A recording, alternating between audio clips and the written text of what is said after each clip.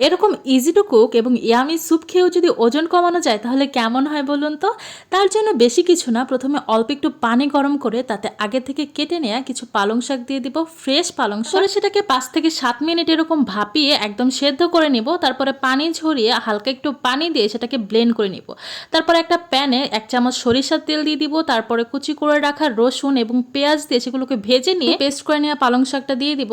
আর আগে যে পানিটা ছিল পালং শাক সেদ্ধ সেটা ধুয়েও দিয়ে দিয়েছি অল্প একটু পানি। এখানে আমি নেড়ে ছেড়ে একটু জাল করে নেব 2 মিনিটের মতো। তারপরে এতে দিয়ে দিব হচ্ছে আমি এখানে পিঙ্ক সল্ট ইউজ করেছি, আপনারা খাবার লবণও দিতে পারেন, আর কিছু গোলমরিচের গুঁড়ো দিয়ে দিয়েছি। এগুলোকে ভালোভাবে নেড়ে চেড়ে মিশিয়ে নিব।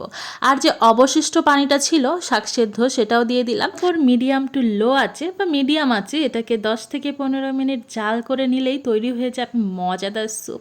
এটা জাস্ট কালারটা দেখুন এবং কনসিস্টেন্সি দেখুন, দেখলেই তো মনে হচ্ছে কতটা পুষ্টিগুণে ভরপুর এটা।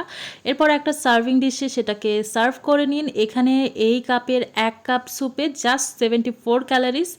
এনজয় করুন। Thanks for watching.